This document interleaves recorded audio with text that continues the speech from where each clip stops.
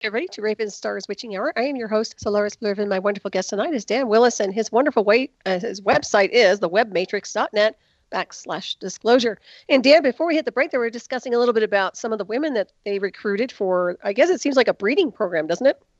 No, yeah. I mean to go off on a tangent. I just thought it was kind of fascinating. Yeah, it The is. Antarctica, they called it New Schwabenland, New Berlin. And basically they had four of these Aryan girls for every SS officer down there, probably making little Nazi babies over the generations, probably a huge population down there by now. Mm-hmm. I mean, Very it's interesting. like, yeah, it is kind of interesting. I would say they probably are off planet now. I don't think they're there. What do you think? I have no idea. I Okay. have no idea what's going on down there. They keep it. They did a pretty good a job at keeping a lot of it secret.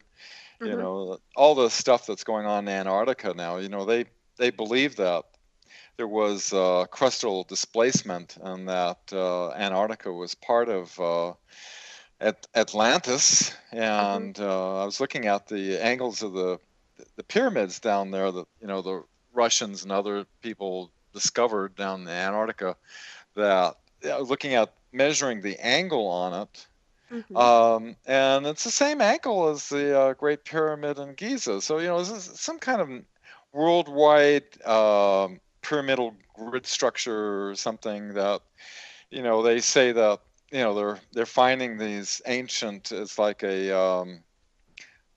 probably some huge tidal wave came in and then the whole thing froze, and they have all these beings that have the elongated skull, as you find in Egypt, like Akhenaten, the pharaoh of Egypt, and in Peru and everywhere.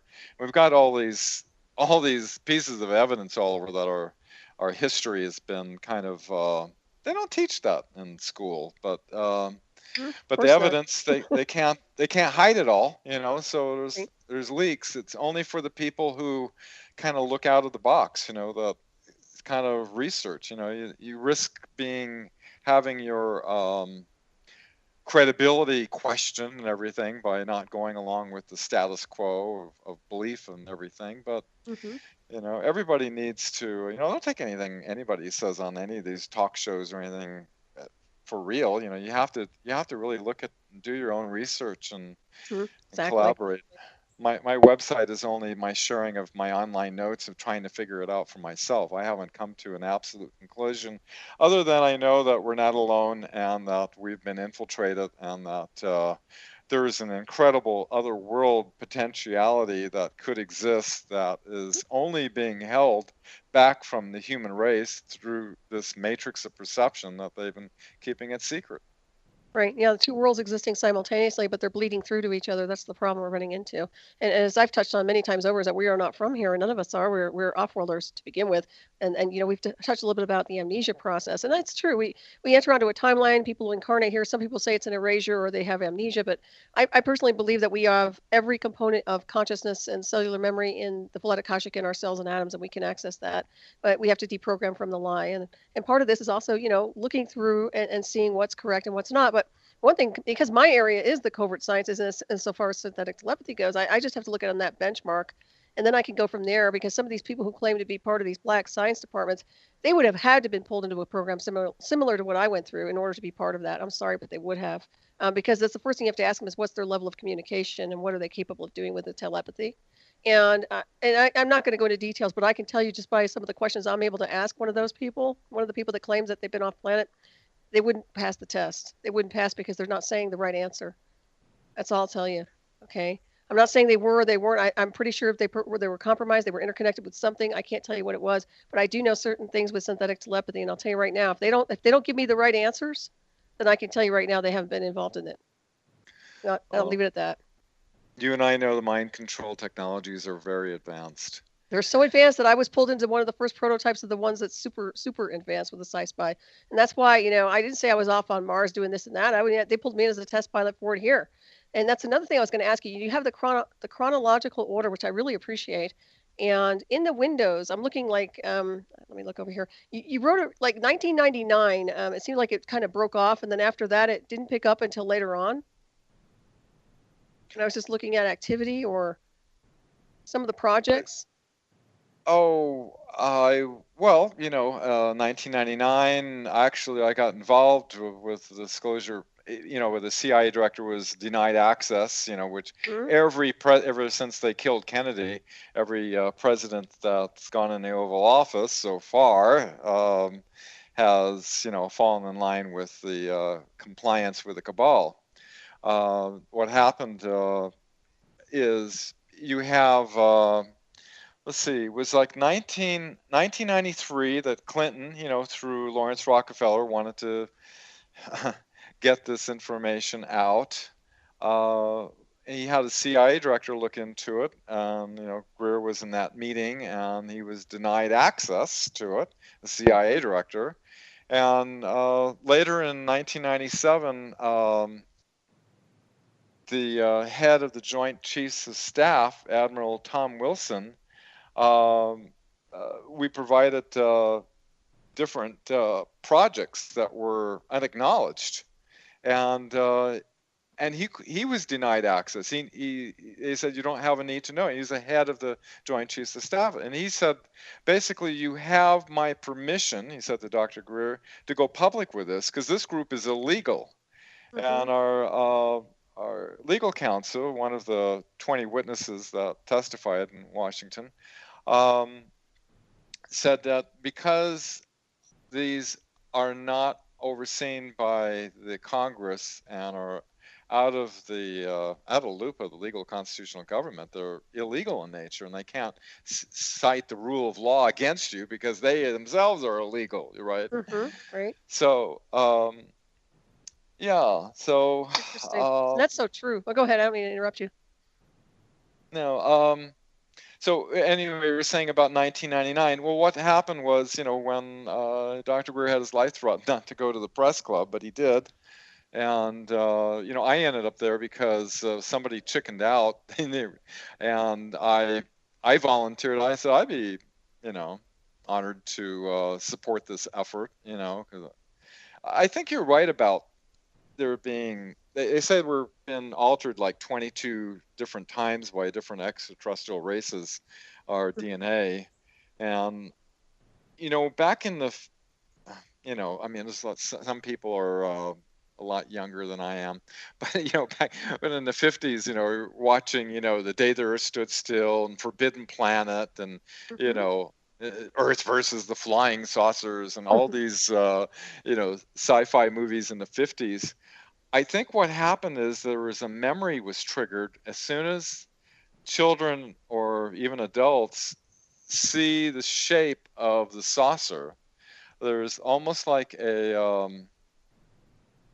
I don't know what it is. When I saw on television, it's like something excited inside of me is like, yeah, it's like almost like a memory or something. I don't know. Mhm. Interesting. So almost like a trigger to your subconscious. You know what comes to mind, and this is maybe way off the rails, but like one of my favorite films was The Time Machine, the original Time Machine, right? And I like the idea of frequency basically changing our dynamic insofar as where we are on the timeline and the illusion of. So if we alter our frequency, we can phase into another dimensional space. Would you agree or no? It appears to be so from Right. what experiences I've had. So think Yes. about this for just a second here. Think about us modulating at certain frequencies, and perhaps we're already inside of ship. We could be inside of ship for all everybody knows. I mean, if you look at things on a very abstract, multifaceted level of consciousness, and that's what I'm wondering about with some of these things when people are being triggered with films or UFOs. Maybe it's something that's really they're there already simultaneously. Maybe they're having recall or accessing it on that level. I don't know. I mean, I think it's a very complex machine. I can tell you right now, and since everything is a construct of energy, we can do just about anything in infinite consciousness if we really understand what's happening here. But I do see a lot of controllers, and I think that's what you really touched on is the people that there are people hiding behind the scenes that have been kind of puppeteering or orchestrating a reality that literally has no value for anybody, even themselves. And in my opinion, I don't think it does. So it's very, very interesting. Well, frequency has to do with different vibrational densities, and it's related with consciousness, and that Right. And if you keep everybody as low in consciousness, that's the thing. If they try to keep everybody pulled into a lower orbit, then people will not obtain that state of consciousness to be able to phase the proper way, right? well, that's just it. The whole universe is set up so that um, there's a lot of the universe is basically it's like in Dr. Emoto's work, where you have people putting hatred and jealousy and the water, which water has an incredible property to reflect consciousness when it's frozen. And so you see these, when you see gratitude and love, you see a lot of structuring and a symmetrical geometry going on. There is a matrix that we are in, and we are at a threshold. I'm sure in some of these secret black projects, they've gone way into understanding it a lot more. Similar to the work I did with Dr. Marcel Vogel and the head scientist over at IBM.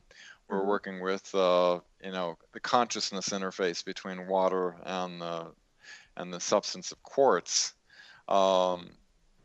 Which is kind of interesting because quartz, when it grows in nature, it terminates at an angle that's exactly the same angle as the Great Pyramid in Egypt. And if you analyze the geometry of that, it goes into golden mean harmonics, which is basically the nature of the holographic reality that we're in that's oscillating, goes into fractally into infinity, which is the mathematics of the golden mean and pi and all these irrational numbers in mathematics. So basically, the structure of the matrix is based on love. I hate to say it, but when you see so much distortion of that in the world, Right.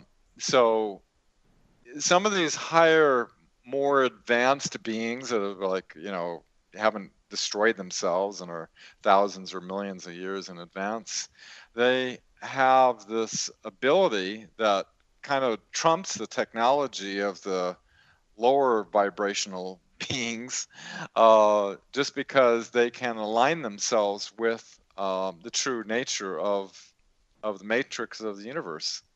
Right. Well, I think part of the distortion is because they've created a false matrix here, not they, but the people here in this illusion of a planet.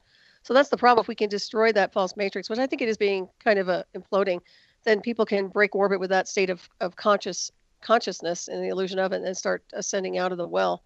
That's what I see, anyways. But I have a question for you about the Foo Fighters. Do you think those were also connected to the Nazis, or do you think there's something entirely different?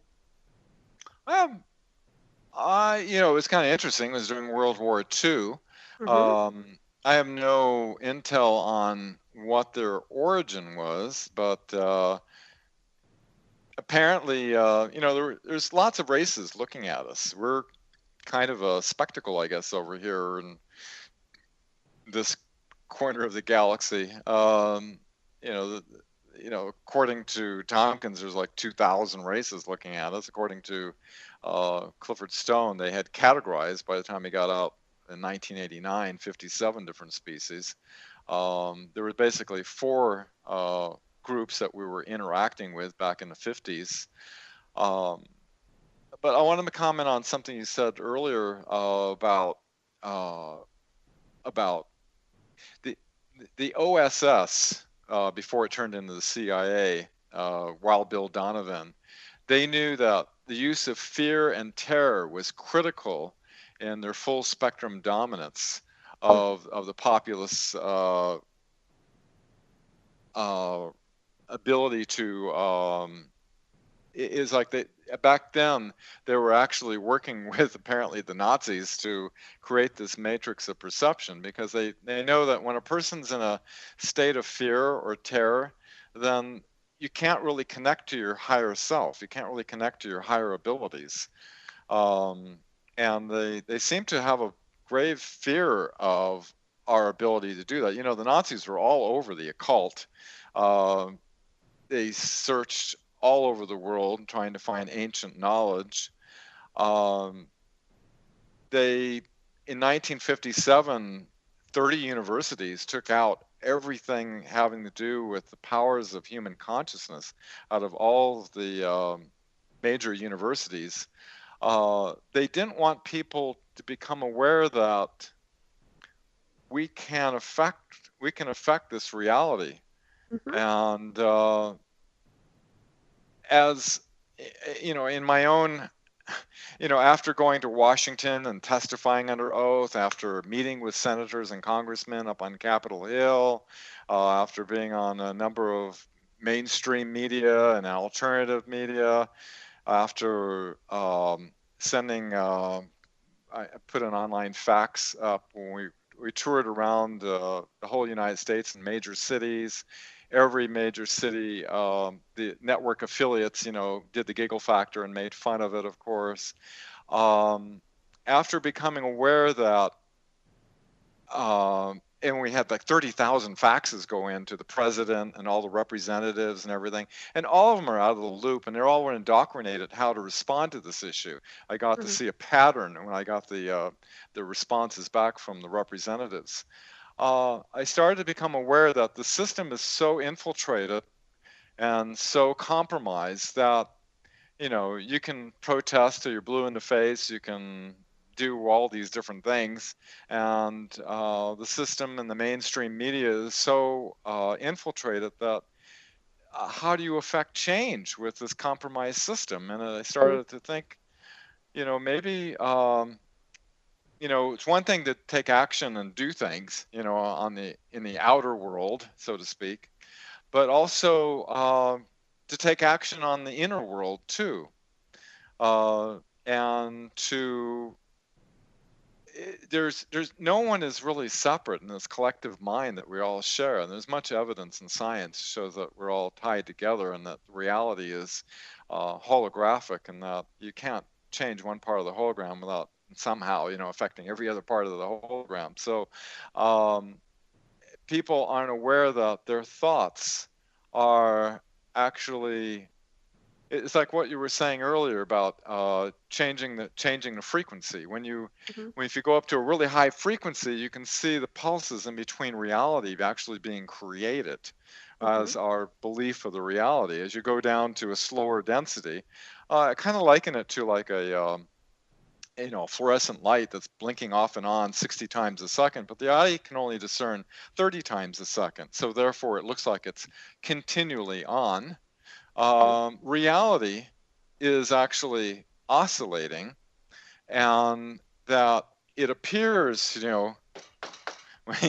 everything seems solid and everything, but it appears to be solid, but it's actually a holographic projection of consciousness. Mm-hmm. And so, the Nazis understood a lot of this. They were really out of the box in their thinking along this line. That's how one of the reasons they were able to achieve great success, because they didn't go along normal lines of thinking. Because actually, when you get deep enough into metaphysics, you can start unraveling some of the scientific mysteries. Right. Dr. Marcel Vogel used to share with me all the time. He says that these things that we were discovering in the laboratory, we had a full-on laboratory that IBM gave him the electron microscope, and I helped him with getting his spectrophotometers, and we had a full-on laboratory. Mm-hmm. He said they're akin to the known laws of physics. In other words, they're similar. Right. Um, Yeah, no, I agree. so Actually, the mystery schools are actually more dominant insofar as I think the physics and the mainstream science deliberately copies mystery school teachings and tries to reinterpolate it. Unfortunately, they're not using consciousness and spirituality, which means they're missing out on what's really going on in the cosmic design. But that's just me. That's my if they opinion. were, they would work in harmony with it. Correct. Exactly. And that's what my point is too. You can have all the technology in the world, but if you're not using it properly, like this whole intent to distort and create a false matrix to encapsulate people into a lie, that's non-productive for everybody, even them. It's just putting people in a stasis of non-productive states of, it's not even consciousness oriented. I can't even say it's consciousness. So yeah, I didn't mean to interrupt you, but I had to add that point in there. Yeah, I don't want to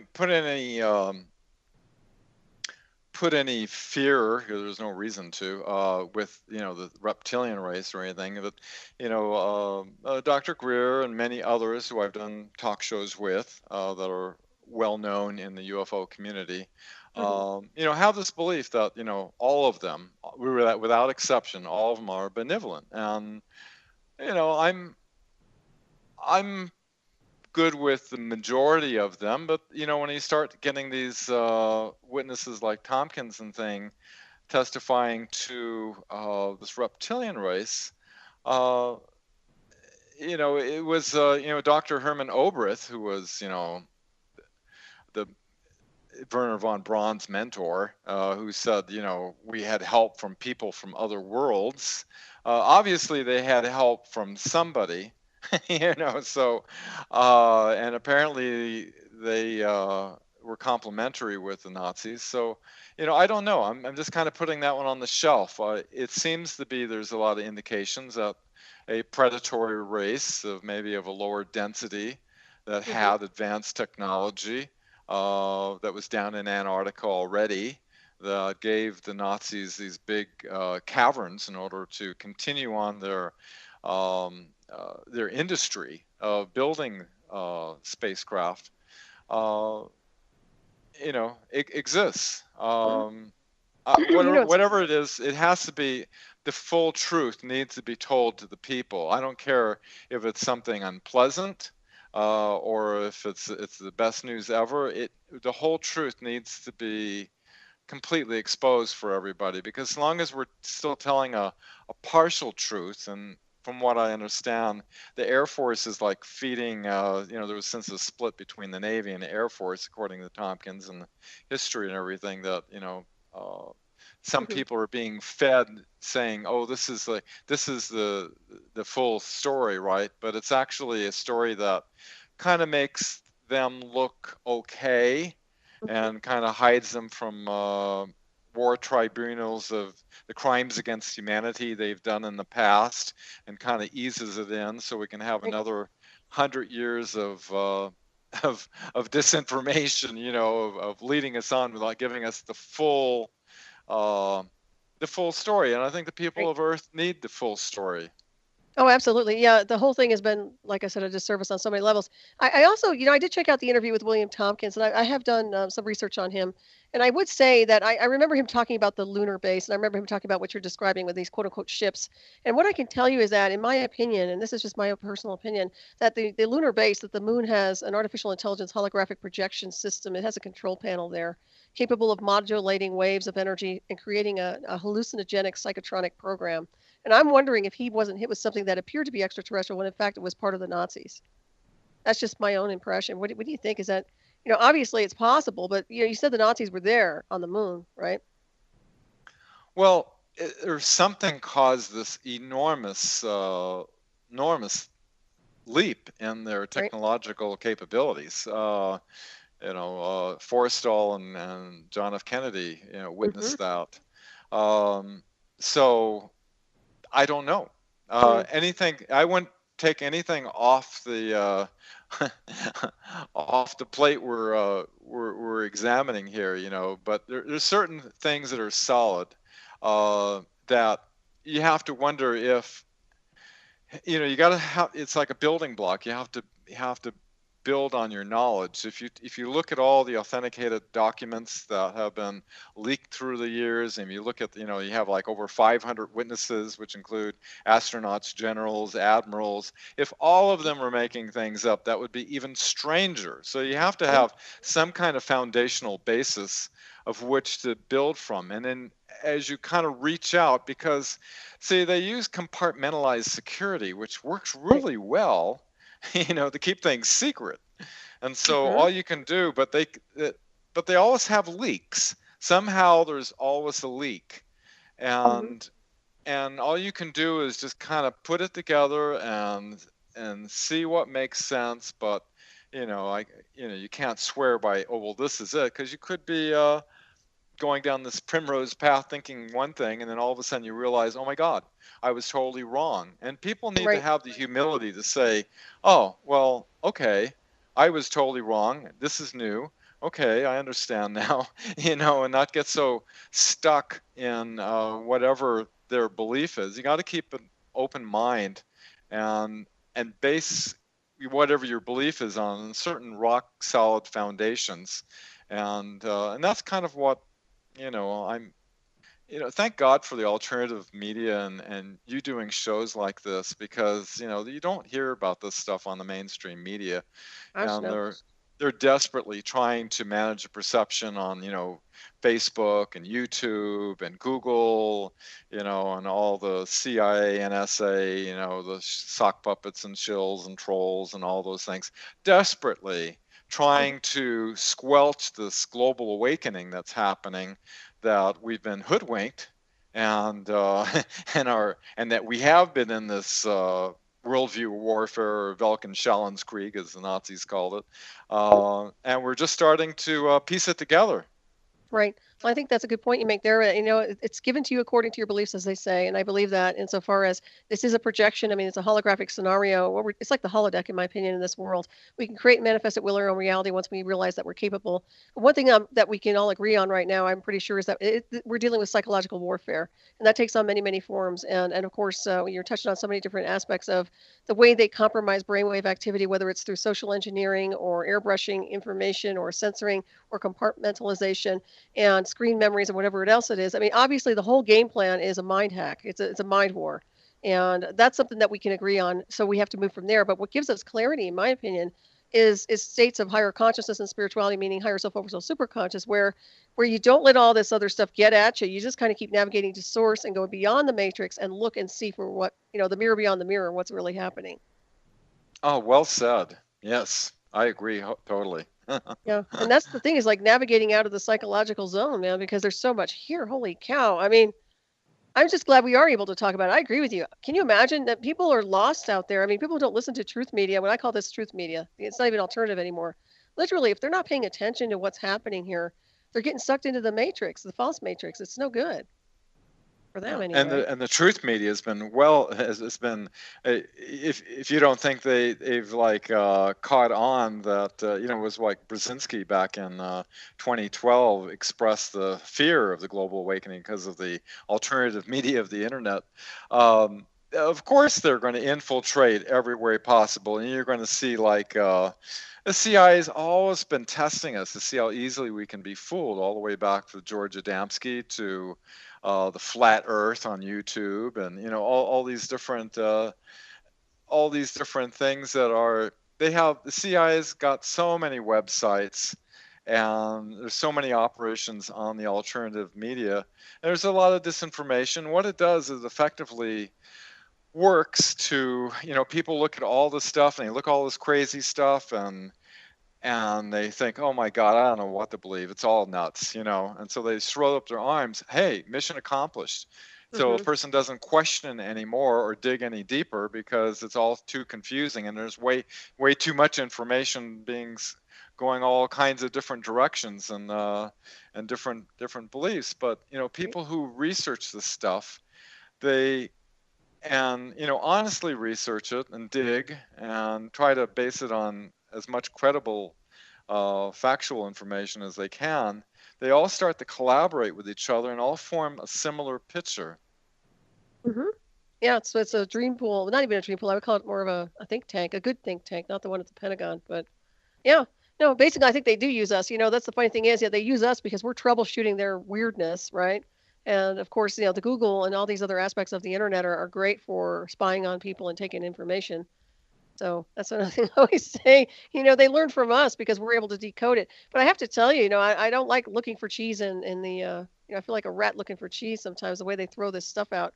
So it is quite interesting. But one thing that my producer told me over in hyperspace is, and I had heard this also, is that the CIA took over the areas over there in Nevada 2 years ago instead of having the military oversee it. Did you hear about that? Well, no, the CIA is controlled. Are you talking about Area 51? Yeah. The CIA has controlled Area 51 and MJ12 since the very beginning. Okay, so she was under the impression that the military was involved in controlling it, or Air Force, and then it was handed over to the CIA a couple of years ago. Oh, so well, Nellis Air Force Base has always been the security. I mean, I've been out there. Wackenhut is the private security firm that guards the whole place. In fact, I was there in the very first public meeting. John Lear, the son of the man who made the Learjet, and Bob Lazar, the very first time, everybody was told no recording devices, no recording devices at all. And he's going to talk for 2 hours. And so I had the video camera. I was on the front row with a video camera in my lap. Oops, it accidentally recorded it. Anyway, I put it up on YouTube. You can see it on the webmatrix.net. And, he goes into describing, and, Bob Lazar's story is very credible, even though he's been trying to be discredited. They tried to erase him, everywhere, but they couldn't erase all the phone books. And he was talking about element 115 being used, and then many, many, many years later, at Lawrence Livermore Laboratories, they discover exactly what he said, that it was a stable element that turned out. How would he possibly have known that, back, like over a decade ago? So, and it all fits, and it's interesting that Edward Tiller, the father of the hydrogen bomb, who was one of the group of the new MJ-12 that was created back in during the Eisenhower, which made Alan Dulles MJ-1, who did the assassination directive on JFK. He was the one that got him in there, because he basically replaced a scientist that got killed due to a mishap that happened over at S4. Very interesting. So let me ask you something. When you said that MJ-12, that was obviously, for those who don't maybe they don't understand this, but the 12 is actually 12 people. MJ-12 is 12 people in that group. Right. And that was originally set up by General Nathan Twining, recommended to Truman that we needed to have a secret government within the government that is outside of any kind of control or anything like that. And then it was like 12 people with Admiral Roscoe Hillenkotter, who was also the CIA director. He was MJ-1, and he tried to warn about the dangers of the secrecy of this and how it could be abused. And well, here it is.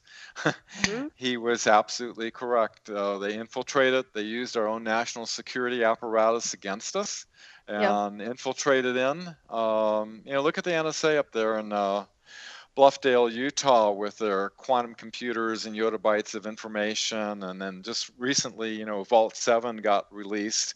The CIA's got its own little NSA operation going on, where they have ways of making cyber attacks look like it's a signature, like, say, from Russia or China or whoever they want.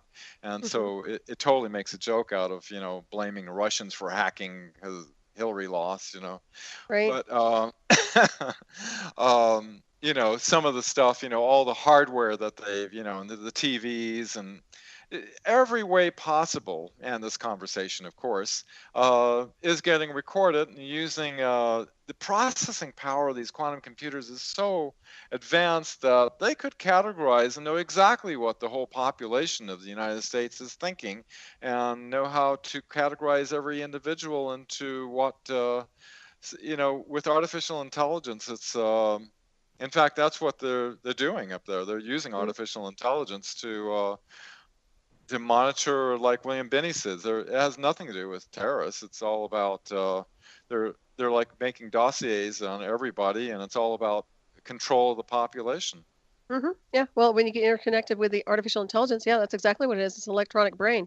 So that's where they get their, the remote brain hacks is, obviously it's been done to me in 2004, and I can tell you that that's exactly what they're capable of doing. And once they access the brain and they have direct linking to the brain through interconnection programs, then they don't need to spy, really. They don't need your computer or your cell phone. They have you.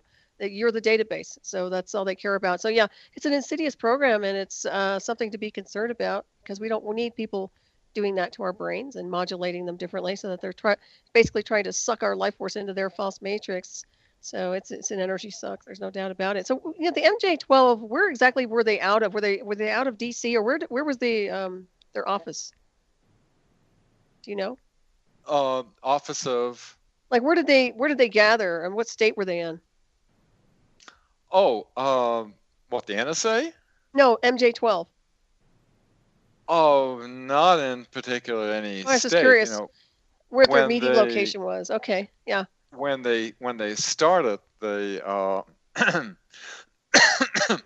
they basically had 12 people, and then back around 1954, about the same time that Eisenhower lost control, as they started the new permanent MJ-12 group that was headed by Alan Dulles, and his infamous history of working with the Nazis and the infiltration into the United States. It's what was I going to say? It'll come back. Anyway, it'll come back. That's all right.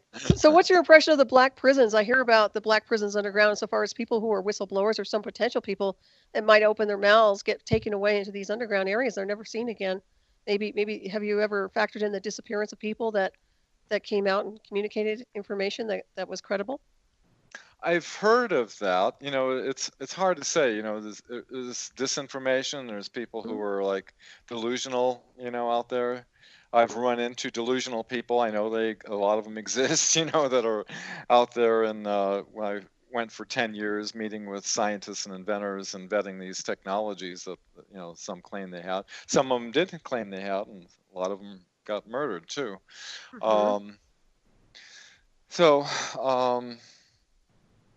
Yeah, nothing we can confirm. But I always like to, I haven't really kept track of people that have disappeared over the years. I was just curious, insofar as that goes. But you said your dad was in the World War II? Yeah, he was in Iceland, defending against the Nazis trying to take over Iceland, and then he was in China in the Korean War, and he was in aviation. They shot down like 28 Marine helicopters, and he took those and made 14 fully functional ones out of them, and President Truman gave him a big parade, and for doing that. And, that's nice. So yeah, he was a lifer, I come from a military family too, in World War II. Yeah, very prominent in World War II. Yeah, I'm going into details on that, but I think it's interesting because they fought for such a good purpose. I mean, at least they thought they did, and I hope it wasn't for for nothing. Insofar as all these people have been in these military battles, they go in there and they fight these battles and these wars, and then we find out later on that it's just a screen for something else, right?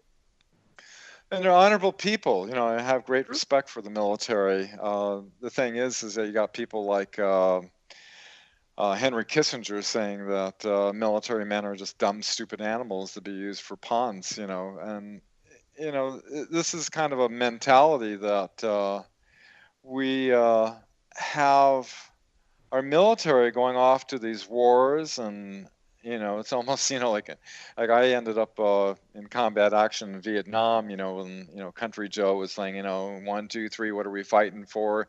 Next, the nice man, don't give a damn. Next stop is Vietnam. That's insanity. Gosh.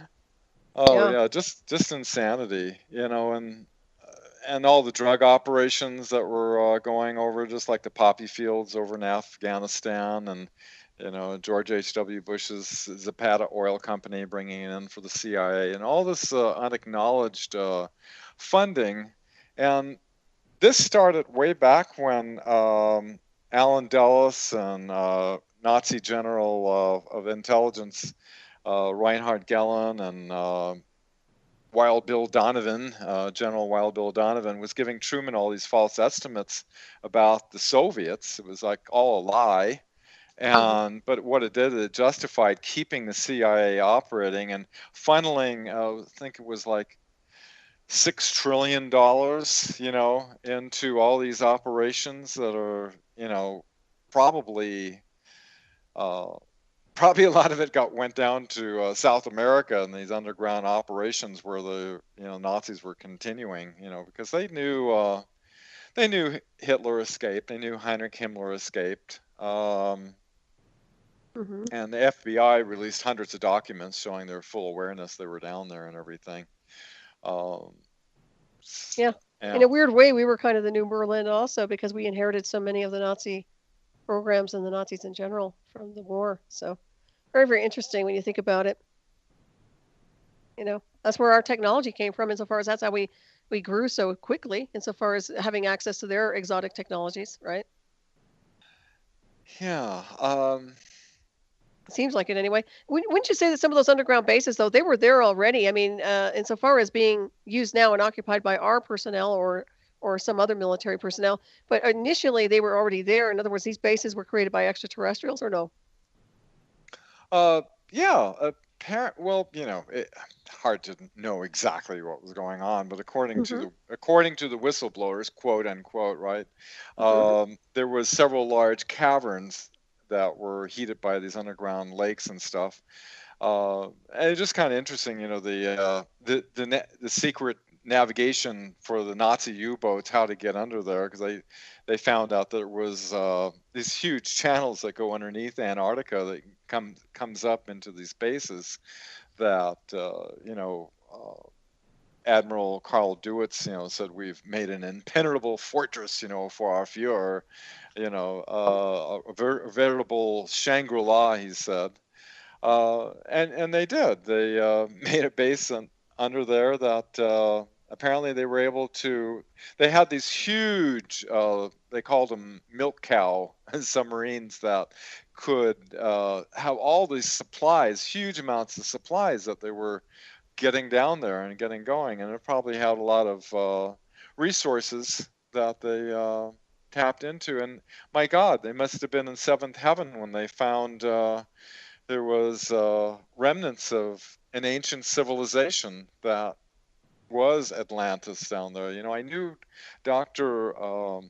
Ray Brown, who was he was a homeopathic doctor that was doing salvage operations and actually went down in the Bermuda Triangle area and went into this pyramid that had this room with a crystal sphere in the middle of the room on a pedestal held by hands surrounded by 7 chairs with a golden rod coming down from the ceiling with a ruby kind of crystal pointing out, looked like intense energy. And these people would sit around this and it appears to be, some form of consciousness interface of the ones that were sitting around this crystal that was coupled into this pyramid structure. And Mm-hmm. it could be that they understood the mechanism of, during the times of Atlantis, understood the mechanisms of interface between geometry and consciousness. Mm-hmm. Right. Well, I think it's an osmosis effect too. And when you encounter things like this, like ancient artifacts or exotic technology that's not from here, you wind up becoming educated by it just through osmosis and frequency, if you ask me, and my opinion anyway. So I think a lot of that research that they used to do with the occult and looking for these ancient artifacts was indeed connected to that. They find these artifacts, and even if they didn't know how to use them, just by being around them in their state of being, they would alter their DNA to some degree of state of consciousness. That's my impression anyway, because that's how frequency works. It works behind the scenes. All the advanced technology, it all has to do with consciousness. The craft that they were reverse engineering, they couldn't figure it out because it doesn't have knobs and levers and switches and things, and it was just a matter of putting your hands on a plate, and the consciousness of the pilot basically melded with the craft, which there's no rivets or seams. It's all almost as though it was like manifested out of the primordial space that formed the craft, and that it was imbued with its own consciousness. In other words, the craft was living and had its own functional consciousness, which the pilots interface in with. And this was, this knowledge was known by Nikola Tesla, who shared his information with Otis Carr. And Nikola Tesla, both Marie Orsic and Tesla were from Croatia, and they shared a lot of their information. And the information that Tesla shared with Carr was able to make a craft which was piloted, just like the Marie Orsic's craft, through consciousness, and actually able to fly it. But of course, the FBI came in and confiscated everything, and made everybody be quiet. Isn't that interesting? Well, but no surprise. And that's what's so interesting when you look at these things. Now, a lot of these people who have access, say they were able to drive the craft through a state of consciousness. How many people do you think were able to do that, or was it everybody that was able to do that? Somebody surfaced a fellow named Ralph Ring that supposedly one of the pilots of the Odyssey car craft, which he patented, and I think there was 3 individuals Okay, I'm just that curious. did that. I think there's some kind of power with that, with a 3. You know, Tesla often used to think of, think in numbers of 3, and it kind of reminds me of at Beijing Hospital, where this woman has this tumor, and they get these 3 practitioners that all get together, and what they do is they visualize and chant that the tumor doesn't exist and she's already better, and Hmm. you can watch it on the screen, and you can actually see it physically dematerialize as they change the agreed upon reality that the tumor is not there. It's already, they're chanting something like already happened, already done, which shows that the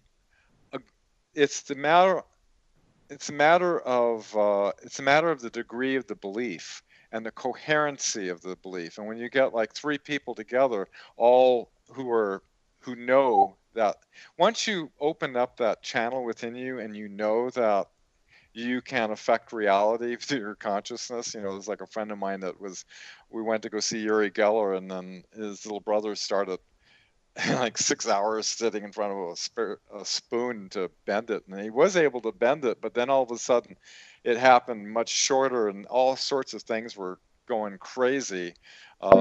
He kind of opened up um, a doorway, so to speak, of altering the reality around him.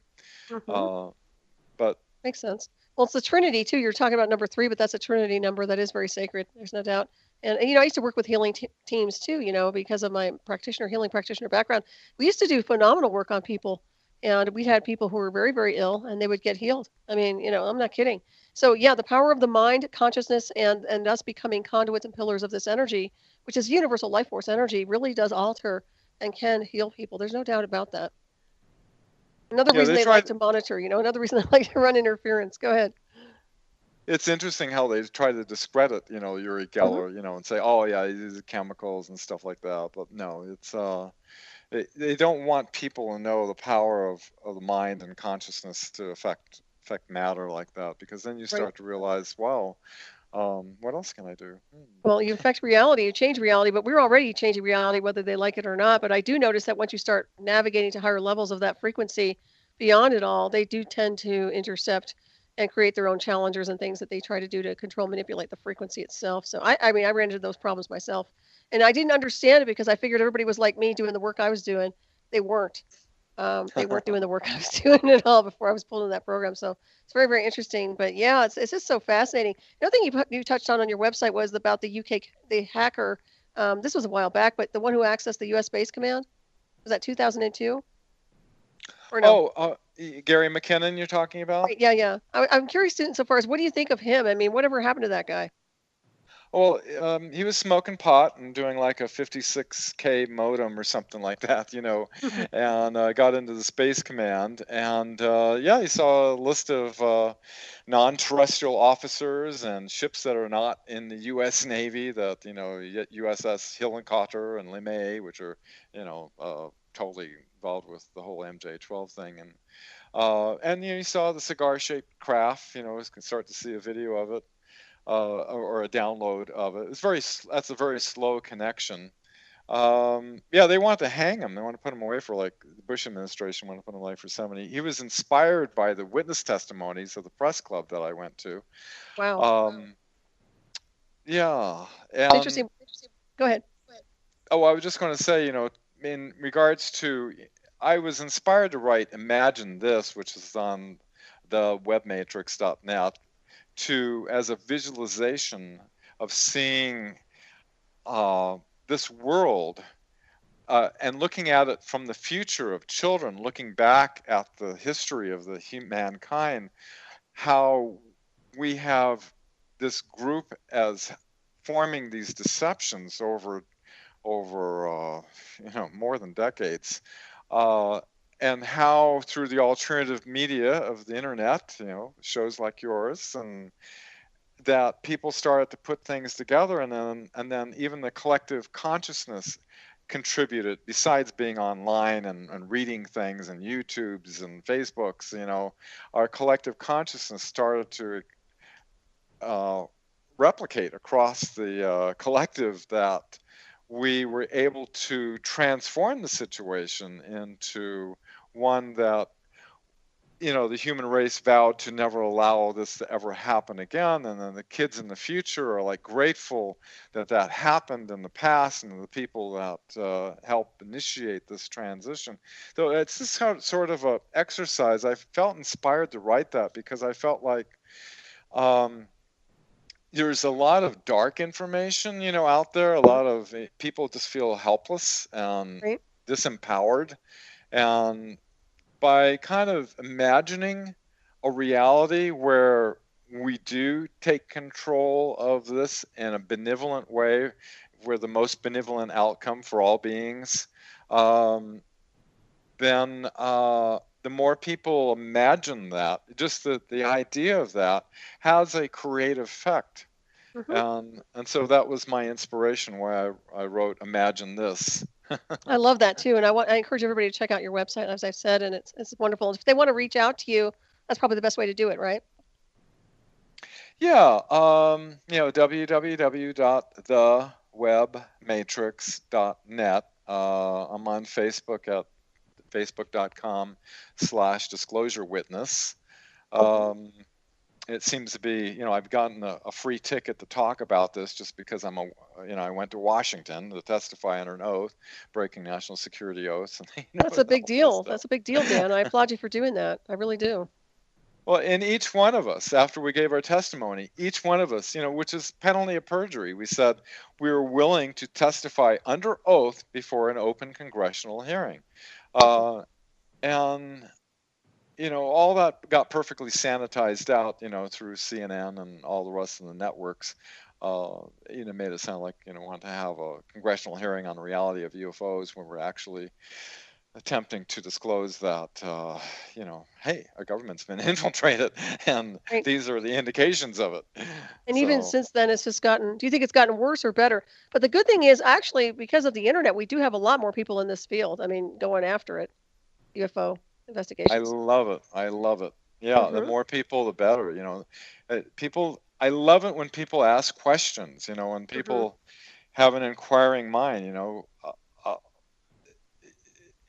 There's so much that people just take for granted, and I agree. it's just easy just to get kind of locked into the agreed upon reality that's been generationally indoctrinated, and Right. not look outside that reality. But Yeah. Well, it's a hey, magical world. I wish everybody would treat it as such. It is a magical, alchemical world when we navigate to that level. So, the work you're doing, like I said, I applaud you, and I thank you very much for everything you've been doing here. Your website's phenomenal. I encourage everybody to take a good look at it, and of course, where you've been and how you've testified. I mean, that is a big deal, Dan. I don't know. Some people probably brush it off, but it is a big deal when you get out there and you put yourself out there on the line. Not easy to do, and most people can't do it. They don't have a lot of courage. I think they're getting better now, but back then, I mean, that took a lot of courage. it just says today that I just finished editing the entire website and putting all the new information, the secret space program whistleblowers, and collaborating it all together, and so I can finally say, I can give the website out and say, hey, this is a potential resource for your own research, to just kind of collaborate and see, what's BS and what's not, Right. what's real with this. Yeah, take the best of all worlds. I mean, even some of these people who are probably out there disclosing, they might have some data that's accurate. I mean, I think it's basically being neutral, positive about it, and just looking at it. And like you said, do the research and see if things start adding up and correlating, because there'll always be a pattern, or it seems like there'd be a pattern. Absolutely, yeah. There's always indications, and there's always leaks, and you just have to you just have to pay attention. You have to Yep. pay attention and see what you have to realize that we have been subject to a matrix of perception. Hmm. Yeah, now we know. So I've always known though. I bet you were like that too. I've always been switched on and looking through it all. I've always been able to see through the lines for whatever reason. I guess that's a spiritual celestial thing or something, soul consciousness, but some people can. But I want to thank you so much, Dan. We're just about out of time here. It's always an honor to have you on. It's a pleasure as always, and I wish you and Rebecca every wonderful moment in the illusion of space and time. I hope you all are having a great Always a pleasure with you, spring, Solaris. summer. Yeah, you have the great questions, and it's just a delight being on your show. I Well, look forward to likewise. next time. Yeah, absolutely. You're a regular, so everybody loves you and loves to have you on. So, are you doing any public speaking anywhere anytime soon, or anything like that? I I don't, I just live off here in the mountains, off grid, and I don't go anywhere. Sounds good. So I do talk shows every so often. I feel it's important to keep putting it out there, keep seeding the collective mind out there. Exactly. Sometimes, you say one little thing that kind of like, oh yeah, that's a trigger, and people want to search on it, and then all of a sudden, oh my God, there's something Exactly. to this. I call it the resonance effect. I think it's something like that. When you have somebody there who's energetically speaking, it does that. And everybody, thank you so much for tuning in. I hope you enjoyed the show. Stay tuned for Shiny Side Out with David Dundra and Mickey coming up next to Sailing Into the Night from Down Under, as they always do, for their fantastic show. They're going to be discussing time travel, so stay tuned. And thank you again, Dan. It's been a pleasure as always. Take care. Good night. Night. Night, everybody.